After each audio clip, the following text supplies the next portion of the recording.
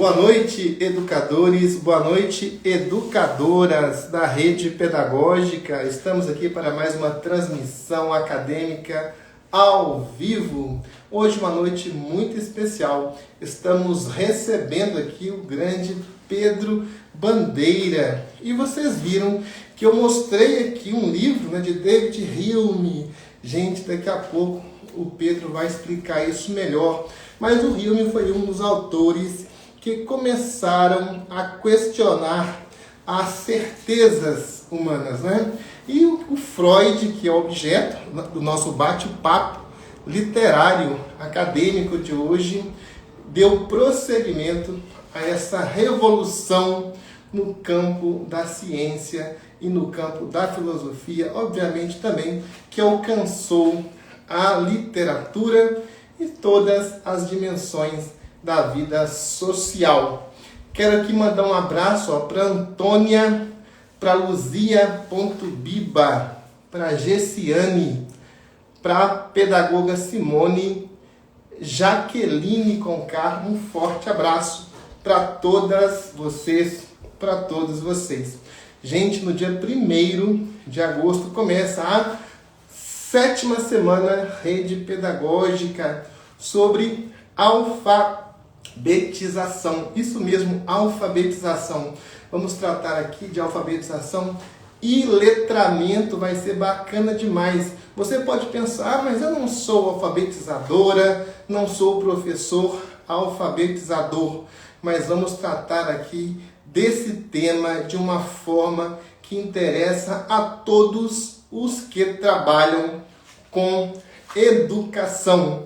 Afinal, alfabetização e letramento são duas ferramentas fundamentais para a emancipação plena do ser humano, para nós conseguirmos exprimir tudo o que nós somos e também para que possamos atuar no mundo de forma livre e desimpedida. Começa então dia 1º de agosto, 19 horas, com o professor Lino de Macedo. Gente, vai ser muito bacana. Não percam, inscrições grátis em www.semanarede.com.br. E vamos então agora já introduzir o nosso querido Pedro Bandeira. Fala de literatura infanto-juvenil e psicologia com abordagem freudiana. Boa noite, Pedro Bandeira. Boa noite, Edvaldo. Como vai, querido? Gostei do teu chapéu coco. Parece o Dr. Watson. Tá vendo aqui, Watson, não é? E o nosso amigo, Freud gostava de chapéu também, não é mesmo, Pedro? É verdade, é verdade. Pois é. Que bom. Isso Tomara mesmo, que bastante gente venha nos ouvir hoje, porque hoje teremos um bate-papo assim, bastante provocativo. Você vai ver. Muito legal, gente. Olha só, aqui está conosco o grande Pedro Bandeira, ele que é um dos maiores escritores da contemporaneidade no Brasil e na América Latina. Tem vários best-sellers, um autor realmente que marcou o final do século XX e o começo do século XXI. É uma honra muito grande, Pedro, estar com você aqui na Rede Pedagógica.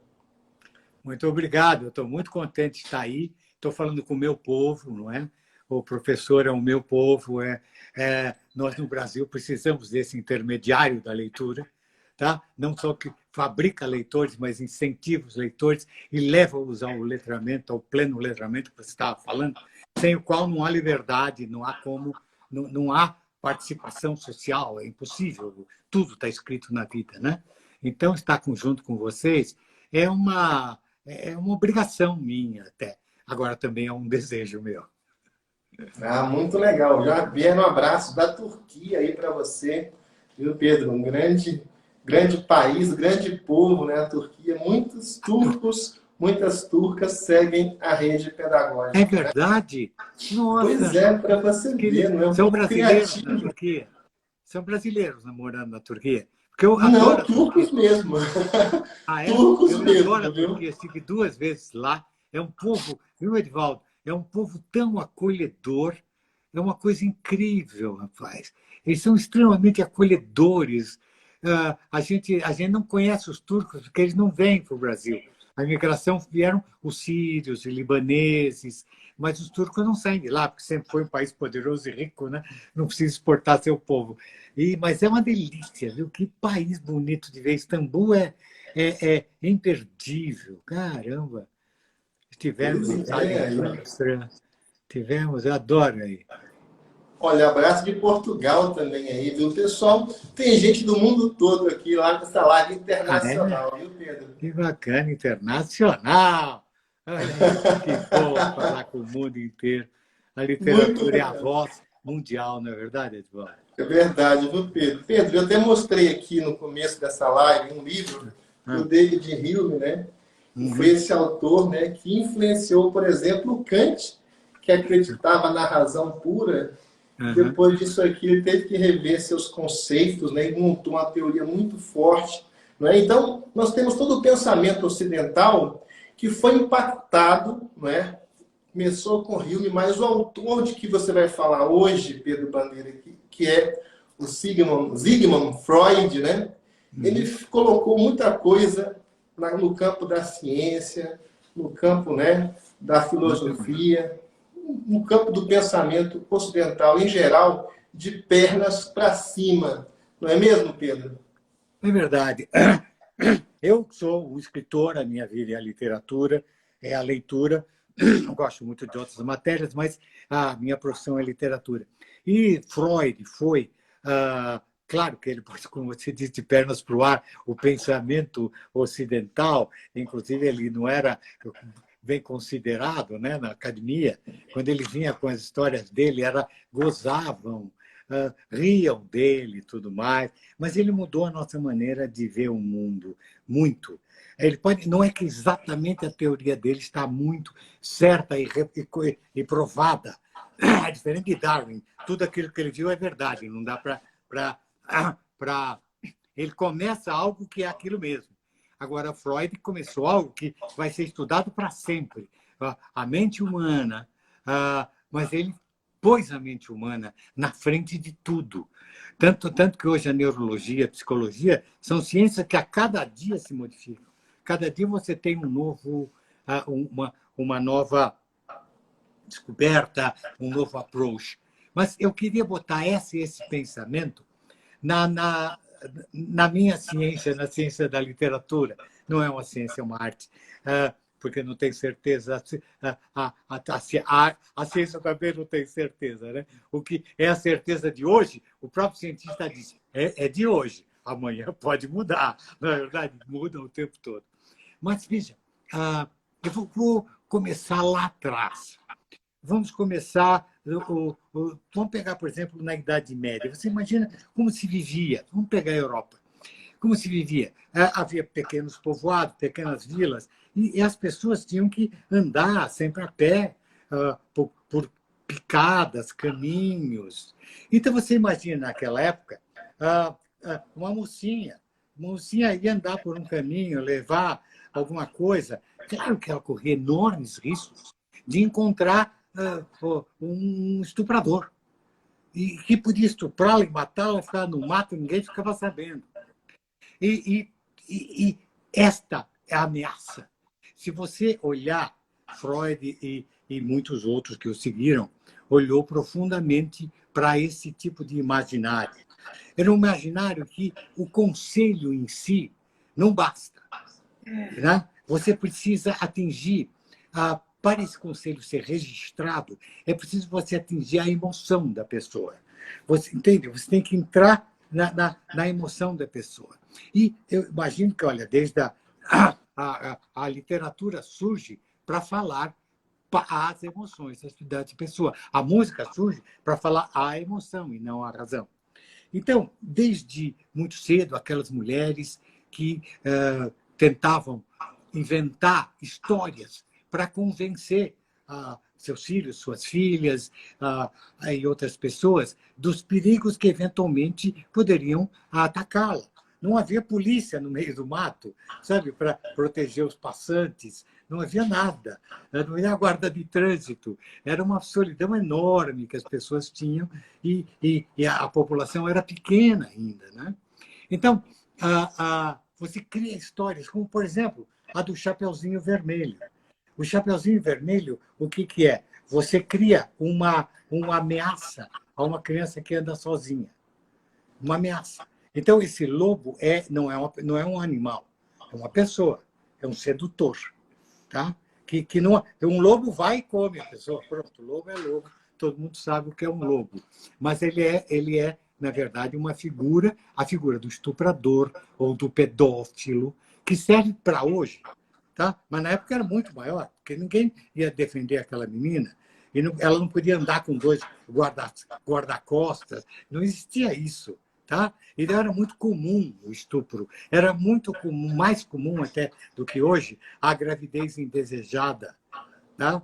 Então, você diz, cuidado, minha filha. Cuidado, presta atenção. Não dê papo a estranhos. Né? Sabe, se vier um estranho falar com você, foge, se afasta, não aceita, não ouve. Tá? Então, a Chapeuzinho Vermelho é uma história importantíssima para aquela época, como é importante até hoje. Você não pode. Hoje também uma criança, uma mocinha andando, corre algum risco se ela estiver sozinha. Tá? A gente vê coisas terríveis. Né? Eu vi outro dia aquele maníaco do parque, em São Paulo. Era um sujeito que vinha com uma moto e vinha uma moça bonita e falava: eu estou pegando aí figurantes para uma filmagem. Você não quer ganhar aí R$ 500 para fazer uma figuração? Muitos falaram, eu não. Uma aceitava, entrava na moto, na carona da moto e levava essa moça para o Parque do Estado e a estuprava e a matava. Então, veja, você chegar para uma menina, principalmente uma menina cresceu um bocadinho e ganhou, não um chapeuzinho vermelho, a história começa com uma capinha vermelha. Então, você agora ganhou uma capinha vermelha. O que é a capinha? É o símbolo da menarca. Ela menstruou-se. Então, a senhora, a mãe ou a avó que está falando com ela, fala, cuidado, você agora tem uma capinha vermelha. Cuidado, não dê bola para o estranho. Se o estranho vier conversar com você, foge. Porque o estranho, o lobo, quando está com fome, ele vem e come mesmo, na acepção sexual da palavra. Quando o lobo está a perigo, ele come até a vovó. Entende? Então, veja, é uma interpretação muito às vezes, muitas pessoas que eu falo isso, não, você está forçando a história. Eu estou forçando mesmo. Então, o que quer dizer aquela mãe? Por que ela tem uma capinha vermelha? Veja, esses símbolos aparecem muito nas histórias iniciais. Tá? Para tomar cuidado. Veja, a própria Bela Adormecida, a história original da Bela Adormecida, é uma moça que dorme e ela chega a ter filhos durante esses muitos anos que ela fica dormindo. Porque vinham os príncipes, entre aspas, iam lá, viam aquela moça bonita dormindo e praticavam sexo com ela. Claro que agora, modernamente, a gente não faz mais ela ter filhos, né? Mas veja, então era outra coisa. Toma cuidado, você fica deitada dormindo, você corre um grande risco. Você está cansada, não pode entrar num canto dormir. Pode vir um vagabundo. Então, a preocupação com o estupro, com a gravidez precoce indesejada, era muito grande. Veja a outra história, a história da Rapunzel. O desespero é tão grande que eu chego a querer manter a minha filha isolada, presa numa torre, para que ela não corra risco. Ela não corre o risco do estupro. Então, cada vez que eu saio para trabalhar, eu tranco a minha filha numa cela, numa torre. Tá? E houve, inclusive, aqueles reis que viajavam, colocavam um cinto de castidade de ferro com chave né, para impedir a mulher de ser estuprada. Né? Então, sabe, todas essas figuras são sempre ligadas ao risco do estupro e do sexo. Tá? Então, e não adianta, né, porque a própria moça usa seus próprios recursos, que são suas tranças, não é? Para que a realidade suba através dela, porque ela tem também, a Rapunzel na história, ela tem filhos lá em cima. Então, se você for examinar muitos contos, a maioria dos contos que sobreviveram, você imagina que naquela época não são só essa meia dúzia de contos de fada que nós conhecemos, devia haver centenas de invenções daquelas mulheres, não é? Aquelas mulheres que, sei lá, à noite estão com as crianças e está nevando lá fora, as crianças estão com medo, estão com frio do lado do borralho, e o lobo uiva lá fora. Então, ela inventa uma história para aquecer aqueles corações e, para mais ainda, para ameaçar, através de uma ameaça. Você veja, os perigos são sempre simbólicos, são lobos, são bruxas, são gigantes, são coisas assustadoras que podem aparecer no caminho dessas pessoas. Então, essas pessoas, para tentar sobreviver, tinham que ter medo de tudo, de todo o desconhecido. A Idade Média sempre, a expectativa de vida do ser humano chegava em 35 anos o tempo todo. Ela só começa a subir quando a gente descobre as vacinas, os antibióticos, as vacinas para as crianças pequenas, e você combate a mortalidade infantil, vacinando com higiene, uma série de coisas. E aí nós chegamos hoje a bem mais de 70 anos de expectativa de vida. Nós mais do que dobramos a expectativa de vida. Mas você imagina na origem, nós demoramos muito para ter isso tudo. O Homo sapiens está aí, eu acho que há 100 mil anos, 200 mil anos, 300, como falam, e o Homo sapiens passou mal até chegar praticamente no fim do século XIX, com a vacina da varíola, tá? No fim do século XVIII, perdão. E daí para frente, até chegar no século XX, ter a saving. Você imagina que vida que nós tínhamos. Então, a literatura oferecida era sempre perigosa, era sempre para alertar sobre os grandes perigos. Aí veio Freud e nos dá uma explicação enorme. Quando ele inventa a divisão da psique humana em três posições básicas. Eu tenho o ego, que é aquela imagem que eu crio para me apresentar ao mundo. Eu não sou exatamente isso, mas é o que eu quero. Eu pentei o meu cabelo, sabe? O Pedro Bandeira deixou um bigode, o Edivaldo usa um chapeuzinho coco, entendeu? Cada um tem a sua maneira de se apresentar. Só que nós trazemos dentro de nós os mesmos impulsos selvagens que vêm desde os animais. Um leão, se vê um lince comendo uma carne boa, ele vai, espanta o lince e rouba a comida do lince, porque ele é mais forte que o lince. Tá? Um animal que vê uma fêmea que ele deseja, ele corre em cima da fêmea e tenta conquistá-la, ou até... Então,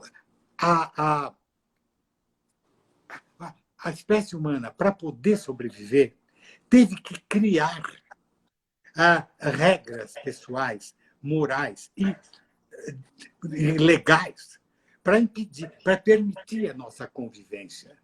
Então, diz ele, todos esses desejos que você tem, eu vejo aqui uma barra de ouro, eu pego, roubo. Uma barra de ouro vale muito. Por que eu não pego a barra de ouro? Por que eu não tiro a carteira do bolso da pessoa que está na minha frente? Porque é proibido, mas porque a moral diz que eu não devo pegar. Tá? Se eu não pegar, também não vão pegar a minha. Então, eu começo a aceitar essas regras. Aí, meu desejo de roubar, de atacar uma moça bonita, é o meu id, está guardado lá dentro. Mas por que ele não vem lá fora? Porque o Freud diz que nós criamos um superego que nos policia. Um superego que abafa esse id e impede-nos de fazer grande besteira, de fazer uma besteira. Uma pessoa que tem um superego bem montado, satisfatoriamente montado, nem precisa da lei para não cometer um crime. Ele não mata porque é proibido, ele mata porque ele sabe que não é para matar. Ele não rouba porque sabe, para viver em paz eu não posso me apossar de uma coisa que é de outra pessoa. Tá? Então, o que acontece com um criminoso? Um criminoso é uma pessoa que destapa libera uma parte do seu id. Se ninguém estiver olhando, eu roubo. Um sociopata é aquele que chega e destapa totalmente. Dane-se. Sabe, se está havendo uma pandemia, e daí? Morra. Morra, é para morrer, todo mundo morre mesmo. Então, é um sociopata, é uma pessoa que não tem nenhum policiamento pessoal que possa abafar esses desejos que todos temos, é verdade. Todos nós, os homens, olham uma moça bonita, puxa vida, às vezes tão bonita que se eu não tivesse isso, eventualmente, sei lá, será que eu chegaria pesado nela? Ou não dá, porque há várias coisas. Eu sou muito mais velho que ela, ou eu sou muito mais novo que ela, ou eu sou casado, eu não posso chegar. Então, tem uma série de coisas que eu fui, eu aceito. Veja como nós somos extremamente civilizados. Você tem... vamos comparar dois tipos de civilizações. A civilização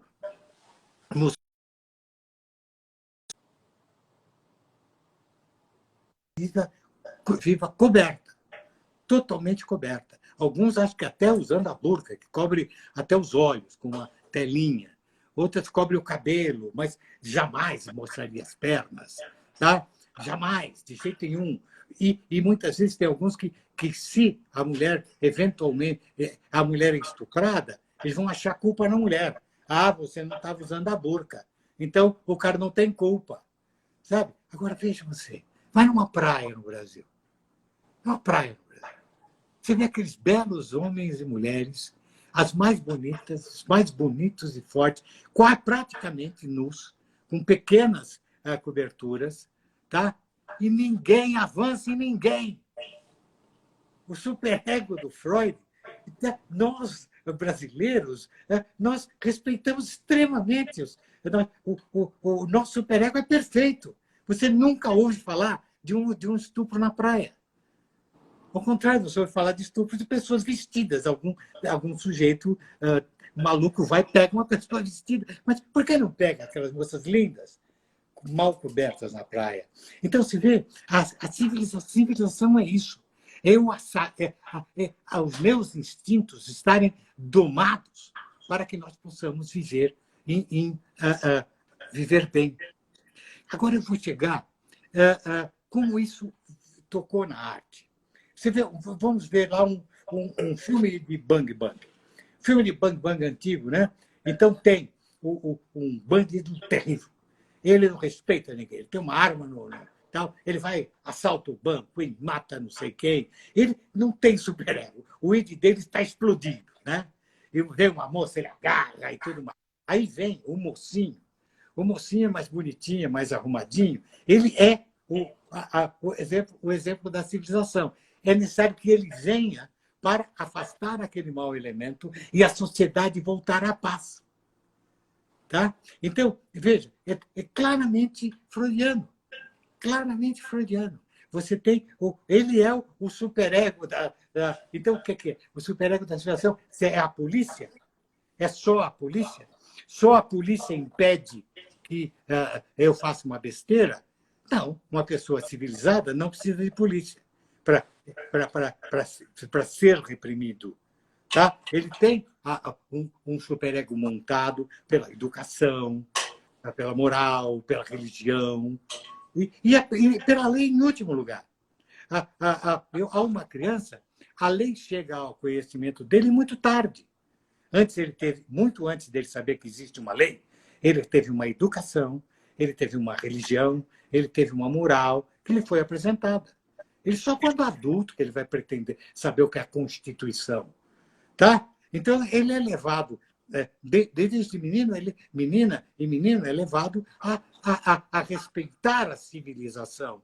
Tá? Então, o seu superego está sendo alimentado e, sem ele, seremos sociopatas. Tá? Que a gente conhece vários, né? Que são assim. Agora, veja um exemplo espetacular que todos nós usamos na literatura. Veja o caso de Monteiro Lobato. Monteiro Lobato cria uma menina sozinha, o ser humano sozinho, narizinho, mora absolutamente sozinha, sem ninguém para brincar. Mora na casa onde as duas senhoras de idade.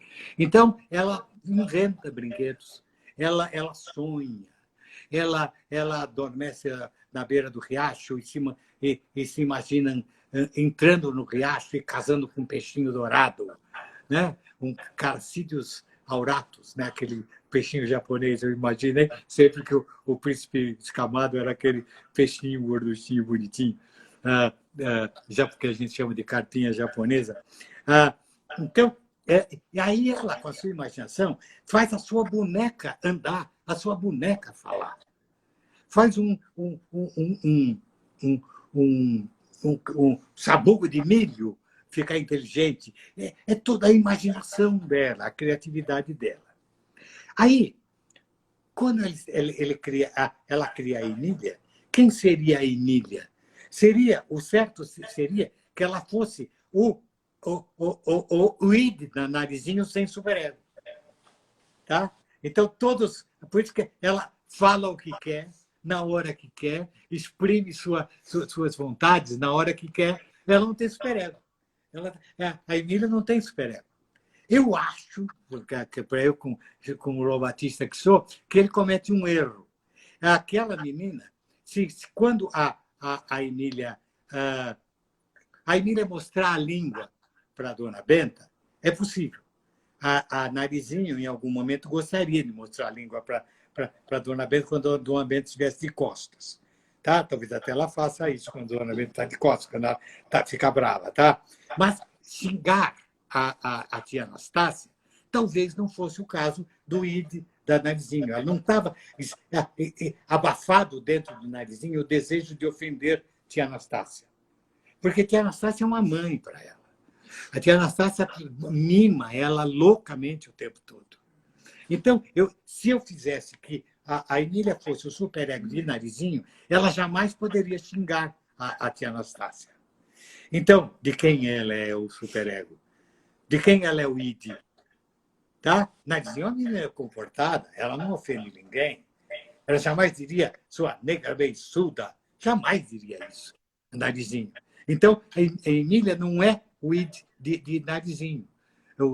O id sem superego, sem educação, sem barreiras e sem consciência. Qualquer pessoa comum sabe o que é consciência. Consciência é aquilo que o Freud chamou de superego. É a nossa consciência, que foi alimentada, ela nasce virgem. Tá? E talvez veja só aqueles poucos exemplos de crianças ou de seres humanos que foram abandonados, que houve casos mesmo de serem criados por lobos.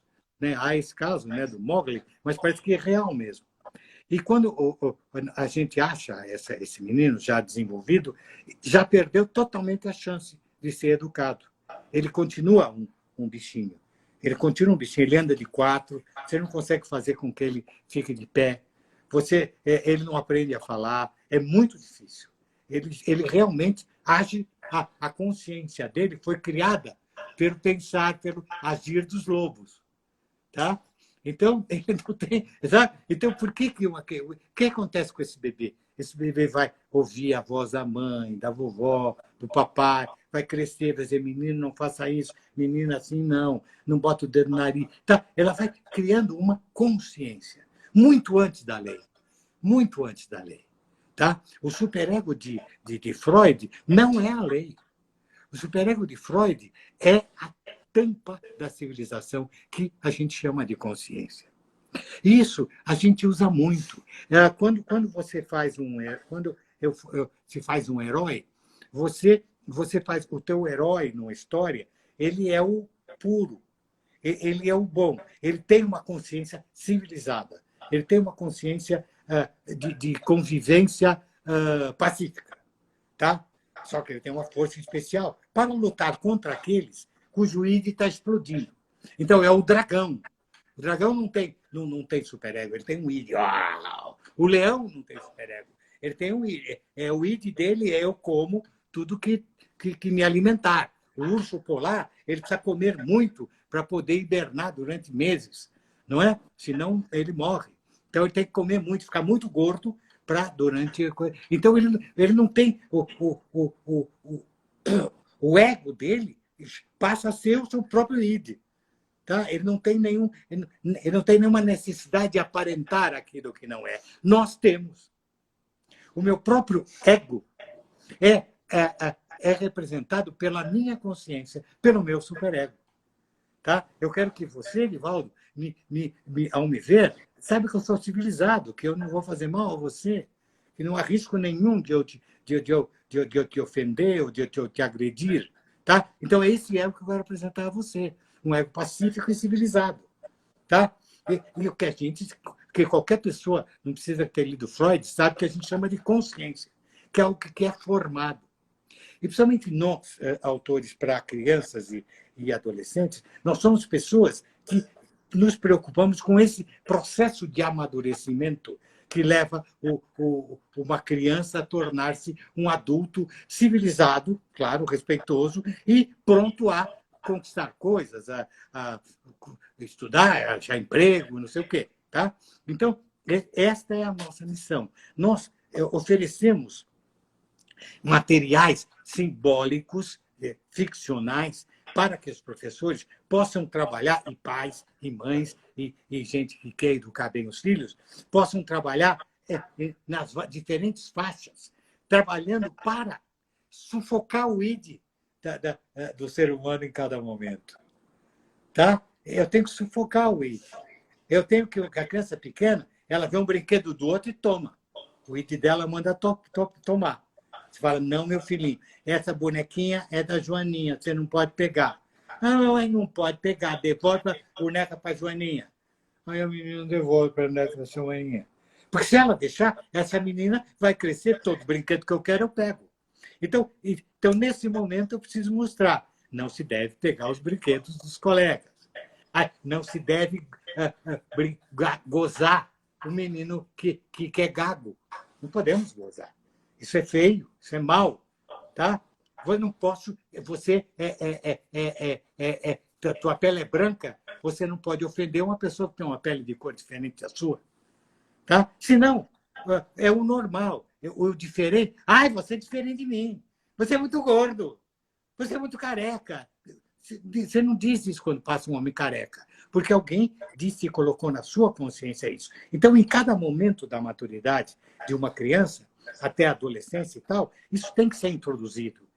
No momento que vem a prontidão sexual, com a maturidade sexual, com a menarca para as meninas e com as poluições noturnas dos meninos, eu tenho que orientar. Eu tenho. Então, eu, por exemplo, como autor, eu brinco muito com a ideia de que não se deve falar disso para a criança. Tem que falar disso para a criança. Para evitar que ela erre. Como você falou, não pega a boneca da Joaninha, tá? Você tem que falar, toma cuidado. Toma cuidado. Olha, o sexo é isso, é aquilo. Você corre esse risco, esse risco, esse risco. As senhoras, no passado, usavam isso. Por que nós, hoje em dia, não devemos usar? Por que nós não devemos mostrar os perigos que existem quando você está desprotegido de modo formal, de informação suficiente para resistir ao impulso que os hormônios que estão dentro de você explodam e você faça uma besteira, ou você o menino faz uma besteira, tá? Ou a menina permite uma coisa que ela não sabe o que está acontecendo. De repente aparece uma criança de 13 anos na tua casa, grávida. Então, mas se você civilizou antes o teu filho e criou essa consciência, tem que continuar. Eu discuto com isso. Tem que informar. É melhor essa informação passar a fazer parte do superego no momento certo, desde os 11, 12 anos. O teu filho, a tua filha, tem que saber o que é a vida de um adulto, porque eles estão fisiologicamente preparados para agir como adultos. Tá? Do mesmo modo que você diz, eu não posso dar um soco num menino menor, olha, você não pode atacar essa menina porque ela é bonitinha. Não pode. Tá? Aí você vai ver, você vai mostrar história, filmes, ele vai aprender a respeitar e tudo mais. A própria história do Chapeuzinho Vermelho, quando você conta para a menina, você está explicando para uma menina que ela não deve deixar que estranhos façam maldade com ela, o menino que também gosta dessa história, mais tarde não vai querer ser o lobo. Então, a história do Chapeuzinho Vermelho pode até criar os meninos para não serem machistas mais tarde, respeitarem a mulher. Veja a importância sempre. Eu não estou defendendo meus livros, eu estou defendendo a história desde que ele existe. A literatura infantil desde o seu nascedouro, cuja intenção é criar, é alimentar esse superego do Freud. Não é que se prove a existência física de ego super. São atitudes civilizatórias. O ego botou um ovo em pé, incrível. Nós somos assim. Você pode negar, Edivaldo, que há uma série de desejos dentro de você brutais. Mas que você tem uma civilização, uma educação que criou uma consciência, não apaga, não desaparece esse desejo, mas você o bloqueia. E você quer, e este superego, você quer trazer essa consciência para a tua aparência, para a sua maneira de ser, para a educação que você tem quando você fala com uma pessoa mais velha, com uma criança, com os seus alunos, tá? Entende?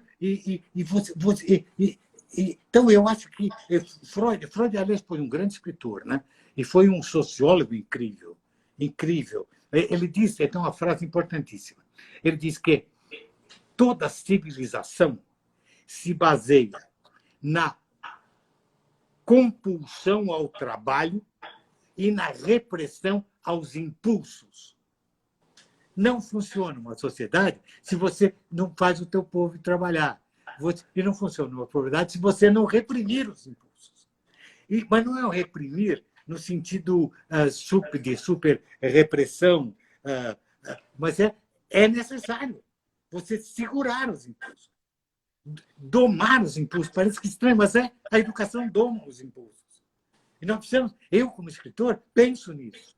Tá? O malvado, na minha história, eu nunca quero dizer isso, mas o malvado é um cara que o seu id explode, o meu medo a ternura, a gente vê claramente o id sociopata, quase psicopata, agindo contra uma menina, e um menino com Down, corcunda e negro, sendo o superego, que aí tem que agir contra, tá? Para como destruir o id que está extrapolado, com a mesma coisa com aquele duelo do mocinho com o bandido, né? Bom, mas agora é preciso deixar um espaço para... Falei muito, né? Tem alguém que quer perguntar alguma coisa, caramba. Vamos lá, então. Olha, gente, excelente aqui a palavra do Pedro Bandeira, né? Esse grande escritor que nos dá esse privilégio de estar aqui conosco hoje, nessa noite, batendo um papo literário sobre Sigmund Freud. Se você tiver uma pergunta para o Pedro Bandeira, pode postar sua pergunta que nós vamos passar aqui para ele. Aproveite para chamar também as suas amigas, os seus amigos, para participar desse bate-papo gostoso aqui com o autor, com o escritor Pedro Bandeira. É só você clicar nesse aviãozinho aí embaixo, no canto inferior direito, e convidar suas amigas e seus amigos. E nós vamos oferecer depois um certificado para você que está participando desse evento. Um certificado, é só você ir em www.redeleitura.com.br, mas depois da live. Vamos então agora fazer esse bate-papo com Pedro Bandeira. Deixa eu ver aqui se chegaram perguntas. Olha só, gente, muitas perguntas aqui. Tem, por exemplo, aqui, olha, deixa eu ver aqui, algumas perguntas. Deixa eu clicar aqui. As perguntas estão subindo aqui. Mas, olha só, fale um pouco da sua relação, da relação com Freud, de Freud com a educação especial, Pedro. O que nós podemos, então, fazer de correlação entre educação especial de um lado e Freud do outro? Freud não na verdade, o Freud tentava entender o funcionamento normal do pensamento humano, do cérebro humano, para entender como doença o desvio dessa normalidade. Tá? Então, ficou claro isso. Mas agora, o especial, na época, era muito difícil. Você sabe, ele é da época do Charcot, ele é daquela época de você internar com brutalidade até as pessoas que tinham problemas especiais de comportamento devido a problemas, doenças que hoje são esquizofrenia, etc, etc. Né? Era terrível, terrível. Isso foi terrível o tempo todo, até esse século. Né? Portugal, o primeiro prêmio Nobel de Portugal, o segundo foi o Saramago em literatura. O primeiro foi de medicina, né? Com Egas Muniz, que foi um médico que descobriu que ele podia enfiar um estilete pelo cavidade ocular e tirar uma colherada de cérebro. E aí ele acalmava totalmente os loucos furiosos. E aí ele ganhou um prêmio Nobel, porque inventou isso. Né? Ele acalmava, ele anulava o cara. Né? Não havia os remédios que há hoje. Né? Então, foi entendido como bom, porque aqueles loucos que se debatiam, etc., acalmaram. Então, todo mundo achou que era uma grande sacada. Ele ficava meio bobo, assim, mas tudo bem. Né? Então, o Freud não chegou a estudar e a propor. Ele tratou da neurose, não realmente da doença. Por exemplo, uma paralisia cerebral. Claro que na época ele estava começando, ele não tinha condição. Tá? Por exemplo, coisas que nós entendemos até hoje, como a dislexia, que hoje está se descobrindo que talvez seja um problema ocular. Tá? Eu, por exemplo, a única coisa que eu sei explicar para minhas professoras é tratar da dislexia, foi o que eu aprendi até em família, porque eu tenho na minha família duas pessoas maravilhosas que são disléxicas, que ele tem dificuldade em ler, mas ele não tem nenhum problema de audição. Então, se ele não pode ler muito, ele tem que ficar lendo audiolivro, porque ele aí cria um rico universo vocabular, como se estivesse lendo. Pela leitura não dá, porque ele não consegue. E parece que é um problema ocular, já há lentes especiais para alguns casos de dislexia. Mas você vê, você tem autismos em vários níveis. O professor recebe autismo, que às vezes nem descobre um autismo leve. Nós nem somos preparados para isso, com a faculdade de pedagogia que nos trata para isso. Então, essa professora que pede sobre... ele foi um sociólogo espetacular. Os livros de sociologia dele são incríveis, como ele entendia de sociedade. Mas ele teve pouca coisa para... até a história dele do complexo de Édipo é algo muito discutível. Ele se baseou em dois casos, uma cliente e ele. Ele e uma cliente deram toda a teoria do complexo de Édipo, que realmente é difícil você entender que todo menino tenha desejo sexual por sua mãe. Isso foi uma afirmação bastante limite, né? Mas o importante não foi... eu acho que ele acertou perfeitamente nesse papel civilizatório da educação. Tá? Da educação. Porque tudo é educação que forma o superego. Você, professor, você está alimentando o superego dos seus alunos. Tá? Não só a inteligência, claro que a inteligência e o conhecimento, mas você está alimentando o superego, para ele realmente saber controlar os seus impulsos e usar sua força de modo positivo, liberar essa força positiva. Porque eu defendo que, além do id, a gente tem outra coisa, que são nossos impulsos positivos. Tá? Então, o professor, pensa só, o professor ele abafa uma coisa e libera outra. É um trabalho maluco, tá? Mas é um trabalho muito bonito, tá? Porque você impede o teu educando de fazer bobagem e o ajuda a defender das bobagens dos outros, mas, ao mesmo tempo, você abre a porta das coisas positivas que ele pode fazer. É um trabalho maravilhoso, tá? E a gente, antigamente, punia a criança que tinha um superego fraco. Uma criança que se comportava muito mal, que fazia desaforos na classe, e que fazia bagunças, e que não estudava, que tinha dificuldade, a gente expulsava da escola. Como se isso fosse educação. Eu só educo aquele que é educável. Os outros não são educáveis. Não! Todo ser humano tem o direito à educação. Todo! O pior aluno merece atenção. Porque se ele é pior, é porque ele tem problema. Eu sou o médico da cabecinha dele, eu tenho que trabalhar. Eu tenho que dar atenção e não brigar com ele. Ele não é mau aluno que quer. Tá? Não é mau aluno que quer. Tá? Agora, no caso do aluno especial, são tantos, professora, que eu diria o seguinte, é difícil a gente conversar sobre isso. Porque eu tive casos assim de criança com paralisia cerebral total, um juiz obrigá-la a ser incluída. Então, essa criança era posta numa classe e ela ficava ali, fazia suas necessidades, era um trapo. Isso não é inclusão. Isso não pode chamar inclusão. Tá? Então, há tantos níveis de inclusão que isso a gente tem que discutir caso a caso. Por isso que a gente tem que ter muita gente treinada para te apoiar. Treinada em vários níveis. Não tem uma pessoa que saiba tratar de todos os casos especiais. Tá? Casos e casos. Não, essa é uma coisa, um desafio tremendo da educação. Mas, entende? Eu tenho pouca coisa a dizer e Freud menos ainda. Tá?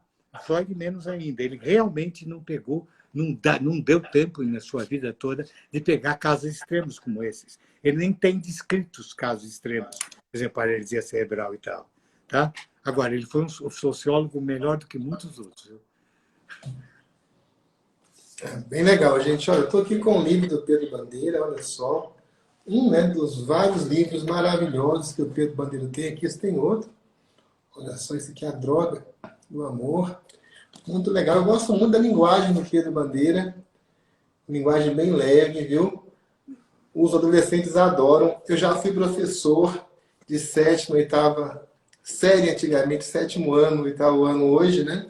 Quando você mandava ler Machado de Assis, me ficaram bravos. Mas quando mandava ler Pedro Bandeira, eles adoravam. Lê José de Alencar. Ah, não, professor. Lê Pedro Bandeira. Era mais Mas, Edivaldo, para essa criança que briga com Machado, a gente deve dar uns continhos. Escolhe aqueles contos muito interessantes que ele tem, tá? O conto de escola, o enfermeiro, sabe? Eles adoram. Vai devagar com o Machado. Vai devagar, entendeu? Passo a passo. É isso aí, gente. O Pedro está aqui hoje, Pedro Bandeira, falando conosco sobre, olha só, o título da live de hoje é Literatura Infanto-Juvenil e Psicologia, uma abordagem freudiana. Ele está falando de Freud. Olha só, Freud, gente, escreve em alemão, né? Escreve um pouco diferente. Vou até escrever aqui, ó. Freud, vamos lá. Freud. Alemão é uma língua meio difícil. Isso, Freud. Vou pedir aqui a produção para ligar aqui os nossos comentários, que sumiu aqui, produção, os comandos. Dá uma olhadinha aqui, por favor. Gente, olha, eu mostrei aqui no começo também esse livro aqui do David Hume, né? Porque esse David Hume com o Freud, os dois têm uma coisa em comum. Eles nos mostram que nós não temos tanto controle assim sobre a nossa própria mente.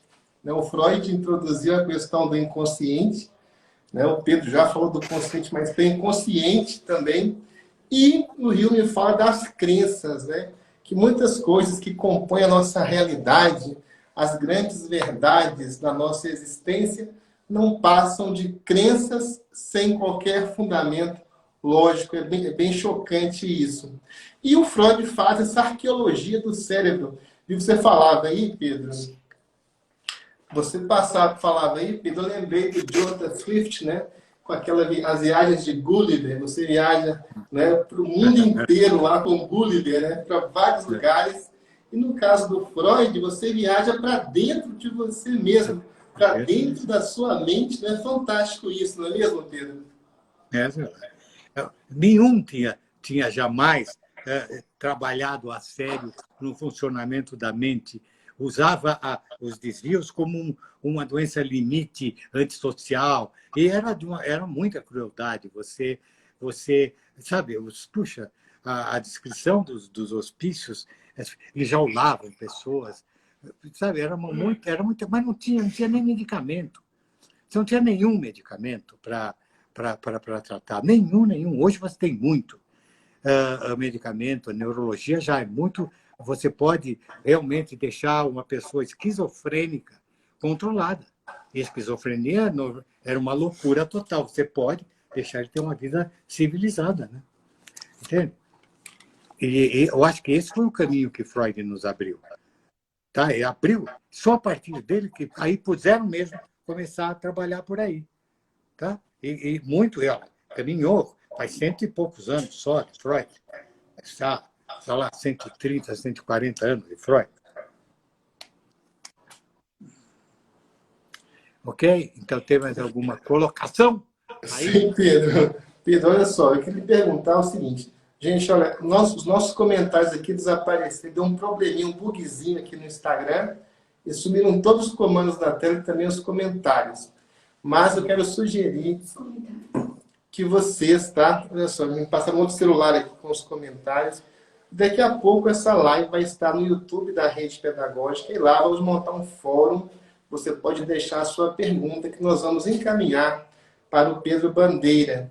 E quero também divulgar aqui, olha, o Instagram do Pedro Bandeira. Sigam Pedro Bandeira, tem muita coisa legal no perfil do Pedro. E também quero recomendar que vocês, né, que não conhecem os livros do Pedro Bandeira ou que não compraram ainda para os filhos ou recomendaram para os alunos, recomendem, realmente é coisa muito boa, está muito bem fundamentada, muito legal. Edivaldo, um segundinho só, Edivaldo. Posso falar uma coisinha só? À vontade, Pedro. É o seguinte, dos exemplos, tem um exemplo muito bom, que tanta coisa para falar, mas eu acho que é importante. Você analisar o Crime e Castigo do Dostoiévski. No Crime e Castigo, há um rapaz culto, certamente com bom superego, certamente com uma consciência bem formada, mas pobre, é um estudante pobre. E há duas senhoras que têm dinheiro, muito dinheiro guardado lá numa caixa. E ele fica lutando contra o seu superego para achar razões para destampar a caixa do inconsciente e deixar o ID para fora e matar as velhas e roubar o dinheiro. Porque ele diz, veja, elas são velhas, vai morrer, dinheiro não serve para nada. Eu, por exemplo, se o dinheiro for para mim, eu vou estudar, vou fazer bem para a humanidade. Então, é justo que eu roube. Então, e depois a luta dele toda é para ficar tentando se justificar, porque ele passa a ser o censor de si mesmo. A educação toda que ele recebeu, todo o superego que ele recebeu, toda a consciência que ele recebeu, não, peraí, não é isso, é aquilo. E ele vai enlouquecendo com aquela discussão. Você vê que ali, está muito claro o que Freud dizia num livro espetacular como o Crime e Castigo do Dostoiévski. Você vê que a literatura já trabalhava com isso. Ele conseguiu botar dentro da ciência alguma coisa que a literatura já tinha visto. Você vê claramente isso em várias peças do Shakespeare. Você vê uma consciência pululando, tá? e também como o ID fosse uma tampa que sai, volta, fecha, abre, fecha, abre. Nem Hamlet. Você vê o tempo todo isso. Sabe? Então, a sensibilidade do artista já tinha apresentado. Ele consegue transformar isso em ciência. E felizmente, né, velho? Eu tinha esquecido desse exemplo, que eu acho que é o melhor, até melhor do que os outros que eu dei. Excelente, né? E aqui, Pedro, eu trouxe aqui um objeto que você pode associar com o tema dessa live, tá? Esse objeto aqui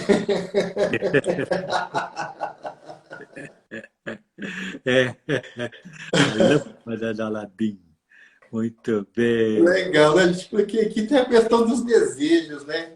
O ser humano, né? Ele é Claro, configurado pelos desejos, não é mesmo, Pedro? é verdade. Os desejos estão todos guardados lá no nosso inconsciente, no nosso IT, né? Estão lá guardadinhos e a gente tenta realizar vários deles, mas nem todos podem ser realizados. É isso aí, pessoal. Estamos chegando aqui ao final dessa live com o Pedro Bandeira. E olha, o Pedro, eu quero pedir aqui à produção aquele lobinho ali que eu vou mostrar para o pessoal. O Pedro Bandeira vai estar conosco na 7ª semana Rede Pedagógica. Ele vai fazer uma palestra, gente, inesquecível, um mini curso, na verdade, né? Que o título é Letramento, Literatura, Literatura e Letramento. Você não pode perder, né, essa participação, esse minicurso com Pedro Bandeira sobre letramento e literatura na 7ª semana Rede Pedagógica, que começa no dia 1º de agosto. A inscrição é 100% grátis. É só você acessar o site semanarede.com.br. Vai ser bem bacana, não é mesmo, Pedro? Isso. Mas, meu querido, quem não pôde, porque caiu aí o seu Instagram e caíram as perguntas, mas eu estou às ordens de vocês todos, principalmente os professores, que é o meu povo, pelo e-mail eupedrobandeira@gmail.com, tá? E eu queria que vocês vissem também as minhas aulas que eu ponho no YouTube, é o Pedro Bandeira Escritor. Tá? Eu tenho várias aulas sobre foco narrativo, sobre fases da vida, essas fases que eu expliquei, cada coisa que aparece que precisa ser tratada por pai, por professor e tal. E no Instagram, eu, Pedro Bandeira, é fácil você me tirar. Mas manda para mim, manda as dúvidas e perguntas que eu faço questão de responder. Vocês são muitos, mas eu arranjo sempre um tempo para... porque aí eu fico sabendo o que vocês pensam, tá? Se não sei o que vocês pensam, fica ruim, fica difícil, né? Eu tenho que saber o que vocês pensam, quais são as suas necessidades, inclusive.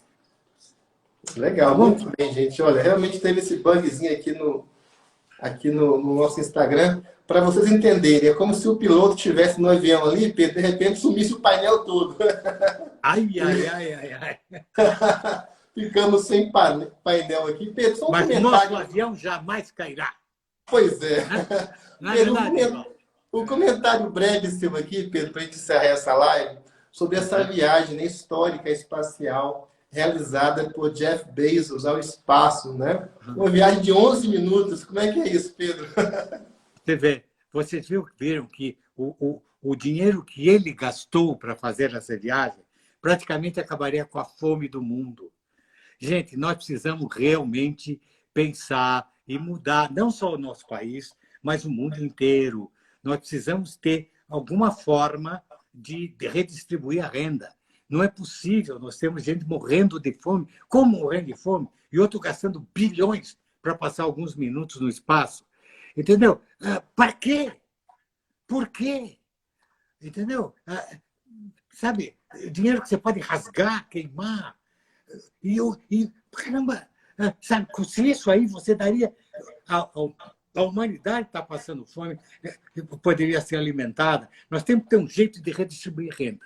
Nós precisamos ter o imposto de renda sobre royalties, sobre retiradas, tá? Que seja distribuída como uma renda básica para todo mundo que precisa. Tá? Todo mundo que precisa. Sabe? Senão, nós não somos um país civilizado. Se nós aceitamos que brasileiros como nossos não possam pôr seus filhos na escola, tenham que crescer iletrados, impossibilidade de arranjar um bom emprego. Tá?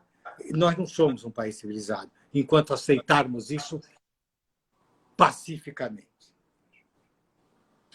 Muito bem, Pedro. Olha, eu quero lhe agradecer pela participação, pela excelente live aula aqui nesta quarta-feira. Foi maravilhoso aprender com você. E nós temos nosso encontro já marcado na 7ª Semana Rede Pedagógica com o tema Literatura e Letramento. Muito obrigado, Pedro.